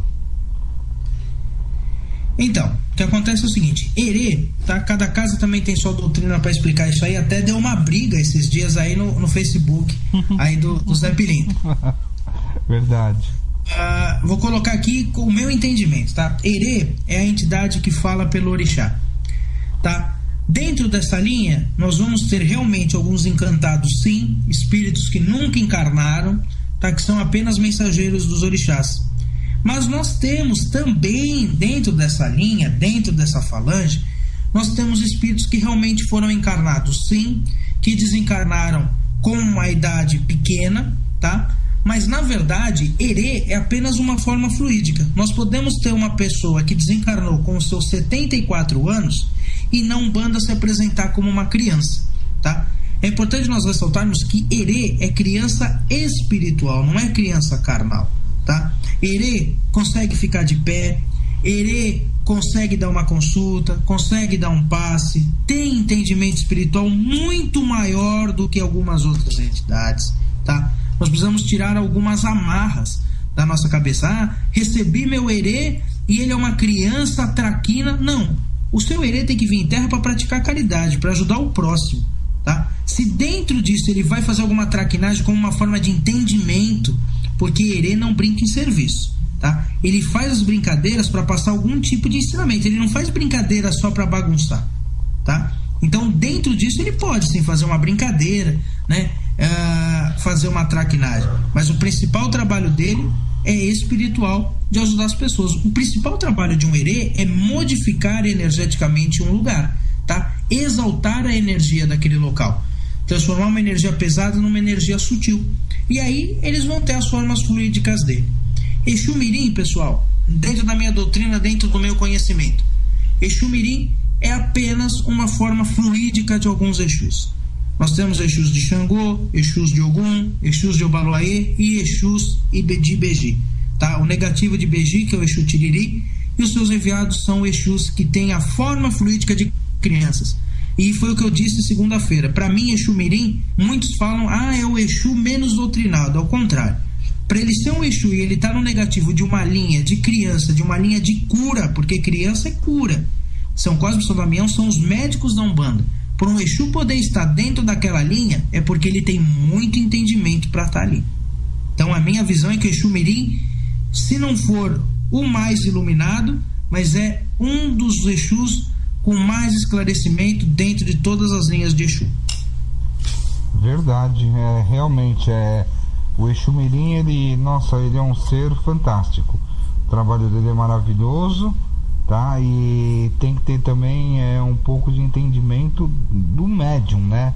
Que trabalha com ele, né? Porque tem muitos médiums que são conscientes e botam na cabeça assim: é porque é Exu Mirim, porque vai fazer bagunça, vai fazer arte, vai fazer isso, vai fazer aquilo. Isso aí vem também um pouquinho da cabeça do médium, né? Sim, uma vez eu compartilhei uma imagem que era assim: todo preto velho foi negro e escravo. Todo caboclo é índio e bravo. Todo baiano é brincalhão e bêbado. Todo marinheiro é desequilibrado. Todo boiadeiro é rude e nervoso. Todo Exu é ignorante e fala palavrão. Toda pombagira é uma mulher da vida e é sensual. Todo herê é ingênuo e é aprontão. Isso tudo, pessoal, são estigmas, tá? São muletas mediúnicas. As entidades, elas têm as formas fluídicas que elas preferem, e a forma fluídica é apenas a forma. Eles podem trabalhar do jeito que eles quiserem, ter o entendimento que eles tiverem. A gente tem que tirar isso da nossa cabeça, que todo preto velho tem que ser abaixado, puxando a bola de ferro, falando zizifim, zizifum. Não, pessoal, não precisa disso, tá? É apenas uma forma fluídica. As entidades têm esclarecimento. Basta nós entendermos isso e nós deixarmos isso fluir, tá bom? Eu acho tão bonitinho quando a gente vê uma entidade que sai, entre aspas, do parâmetro umbandista, né? Na nossa casa nós temos um caboclo firme do nosso pai pequeno. Nosso pai pequeno trabalha na Umbanda há muitos anos, tá? É um dos médiuns que eu tenho assim como modelo. Ele tem uma mediunidade muito bonita. Ele recebe o caboclo Ventania. É o meu pai carnal, eu conheço o Ventania já há muitos anos. Aí eu te pergunto, sabe, Ronaldo, quantas vezes eu vi o Ventania bradar até hoje? Não. Nunca. O Ventania nunca bradou. Ele arreia no chão e não brada. Uma vez eu perguntei pra ele: por que o senhor não brada? Sabe o que ele respondeu pra mim? Porque eu não quero. Foi a melhor resposta que eu podia ter naquele dia. Realmente, viu? Olha, não dá nem pra gente perguntar depois assim: mas por que o senhor não quer? Às vezes, né, a gente tava, eu tava esperando ele me dar uma resposta, sabe, pra mim fazer uma tese sobre aquilo. Porque eu não quero. Acabou. A entidade, ela quer e ela não quer. Pronto. É igual uma vez falaram pra mim assim, o Pailão no Face. O cara falou assim: eu vi o seu capa preta no diálogo com os espíritos, não sei o que. A incorporação dele é muito sutil, muito tranquila. Será que você realmente estava com Exu? Quer dizer, o Exu ele tem que vir, tem que rosnar, tem que babar, tem que xingar, tem que não sei o que, tem que não sei o que lá, senão não é Exu. Não, é um absurdo isso. É umas coisas tão assim que não dá, pai Léo, desculpa, mas não dá, é só rindo mesmo. A gente tem que tirar, né, essas viseiras aí, esses cabrestos da nossa mediunidade e deixar a entidade fluir. É verdade. Nossa, tem entidade que eu vejo assim, que vem assim tão tranquila, mas tão tranquila. Eu acho tão bonito isso, sabe? Não tem aquele negócio não, de então, cabelo só te cortando, aquela entidade, né? E isso às vezes aconteceu, eu já vi acontecer. Aí passei com aquele caboclo fala tão enrolado. Aí a pessoa chega depois lá na frente, eu chego pro Camone e falo assim: poxa, eu não entendi o que o caboclo falou, você tem como perguntar pra mim? Mas a pessoa foi procurar um objetivo pra vida, uma explicação. Aquela entidade não conseguiu se comunicar. Ela ajudou no quê, gente? Vamos pensar seriamente. Verdade. Ela não conseguiu passar a informação que ela queria. A pessoa foi embora com mais dúvida. Ué, não, estamos perdendo tempo. O pior de tudo, pai, é uma outra coisa, né? Aí o caboclo vem, consegue se comunicar calmo, tranquilo, sereno. Vamos falar assim: mas aquele médium eu acho que não estava incorporado com o caboclo, não. Essa história também é bem complicado, comum, né, pai Léo? É complicado, sabe? É muito complicado. O pai João, ele é o rei de fazer essas coisas, né? O pai João, às vezes, ele gosta de usar termos que nenhuma entidade usaria, né? Por exemplo, falar algumas modernidades que a pessoa fala, não é possível que ele fala sobre isso. né? E a gente estava na festa de Iemanjá ano passado e o pessoal não estava conseguindo ouvir, porque a festa de Iemanjá, a tenda era grande, um monte de gente batucando do lado, e o Pai João queria passar uma mensagem antes dele ir embora e ninguém conseguiu ouvir lá no fundo. Não deu outra.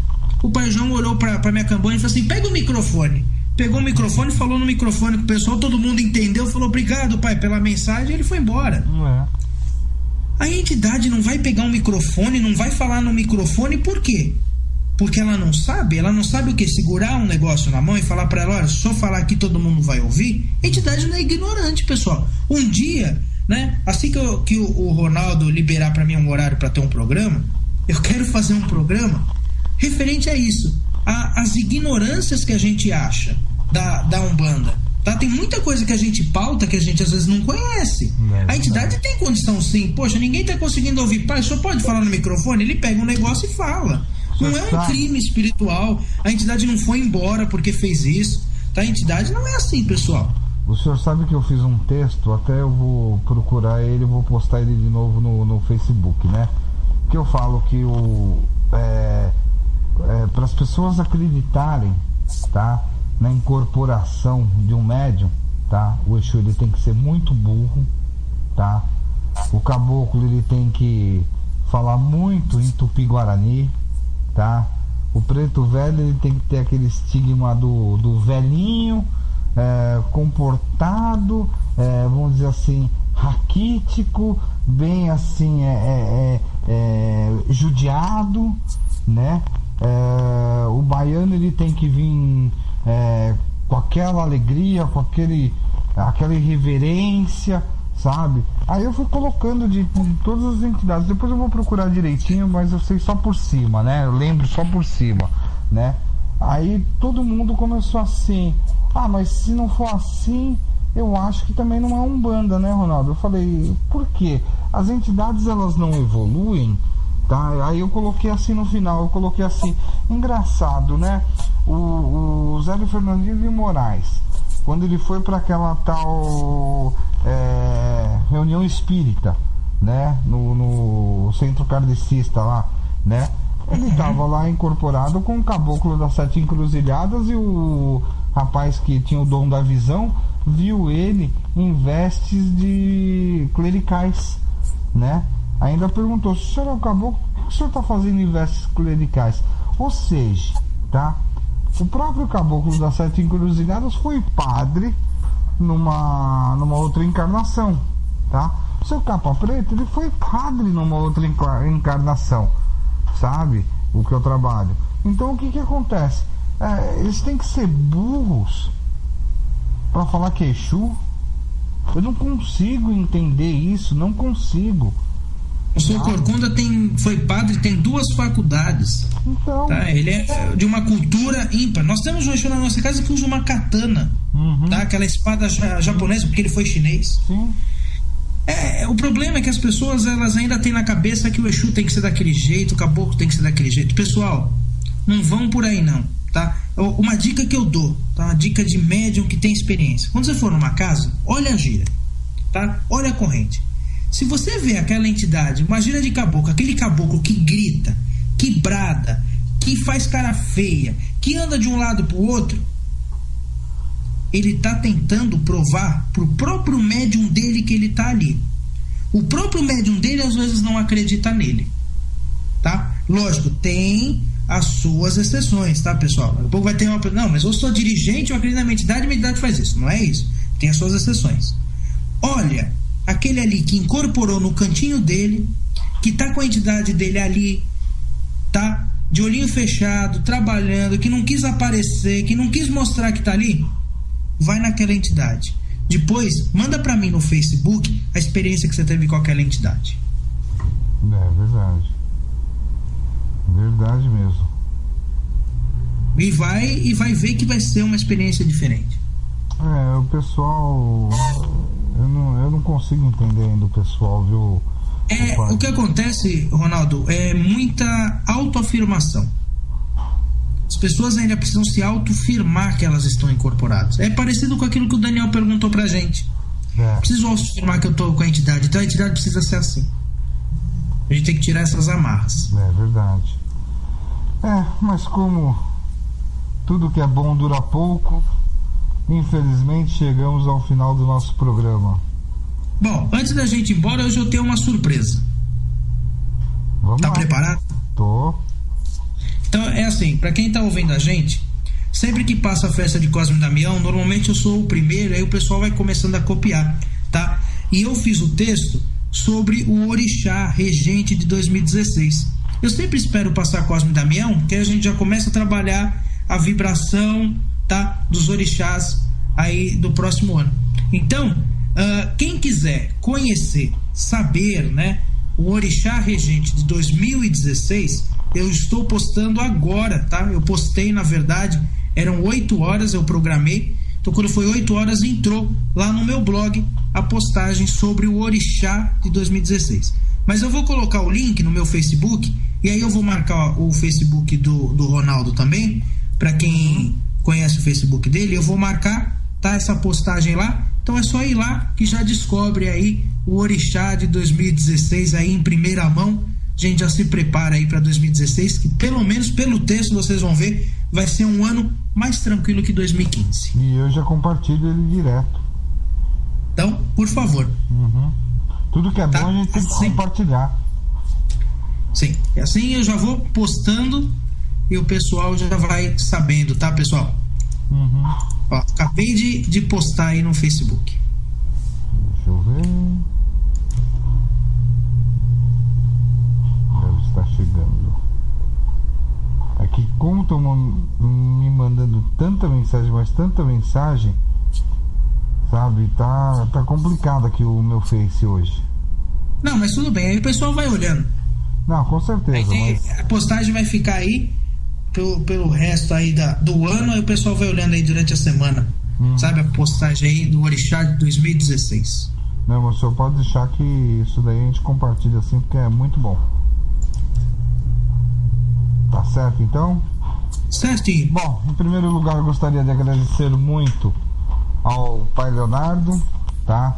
A mãe Priscila, que deu uma força enorme aí mandando as perguntas, o Vanderlei também, que ajudou muito aí a gente aí enviando as perguntas, o Eduardo também, sabe, que ajudou também a gente aí enviando perguntas e também ajudou a gente aqui na rádio, porque também se não fosse o Eduardo, esse programa hoje não teria como ter ido pra internet, né? Então eu agradeço muito o meu filho aí pela força que ele sempre dá aí toda noite aí pra gente. Bom, eu quero agradecer a oportunidade de estar aqui mais uma vez, tá? E só lembrando, né, pessoal, quem quiser me procurar lá no Facebook, Pai Léo das Pedreiras, tá? A gente tem o grupo referente ao nosso calendário, tá? Eu sempre ressalvo que eu sou dirigente do Templo de Umbanda Divina Luz, Casa do Pai João. Fica lá no metrô Belém, a 3 minutos da estação, na Rua Silva Jardim 402, tá? E eu também escrevo para um blog que é umbandadejesus.blogspot.com.br, tá? Um blog aí que já é bem conceituado no meio e tem sempre alguma postagem lá. A gente tem bastante coisa, bastante conhecimento. Quem quiser me procurar, o Ronaldo, né, tem o meu contato. E é isso aí, estamos aqui pro que der e vier, tá eu bom? já tô tão acostumado com todo mundo me chamando de Zé que, olha, eu vou até mudar meu nome. Você sabe que eu já pensei em te chamar de Zé umas 3 vezes. Eu falei, não, eu vou chamar de Ronaldo, que senão... Não, mas um monte de gente me manda no privado, ô Zé. Eu respondo. É normal, o pessoal antigamente tinha o meu telefone, né, na placa do centro. E como é casa do Pai João, o pessoal me chamava de João, porque achava que era Pai João, porque o dirigente chama-se João. Não, mas aí o pessoal me chamava de João. Se eu falar pro senhor, você não vai acreditar. Mas o pior é que meu nome tem Zé também. Ah, então, meu nome. tá vendo? O meu não tem João, não. Porque o meu nome é Ronaldo José Antônio Pereira. Ó, tá vendo? Nome bonito? Nome de rua. Só minha mãe mesmo, mas tudo bem. Tá bom então, pai. Muito obrigado. Tá, mais uma vez, muito obrigado. Programa sensacional. Tá, o pessoal aqui tá adorando, sabe? Não tem muito o que falar não, viu, o Pai Léo? Programa maravilhoso como sempre. Que bom.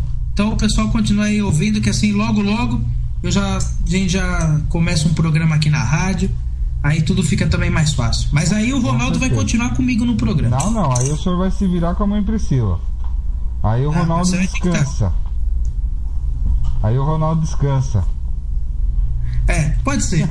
Mas de vez em quando você participa. De vez em quando eu apareço. Boa noite, Pai Léo. Um abraço aí pra todos, saravá. Saravá.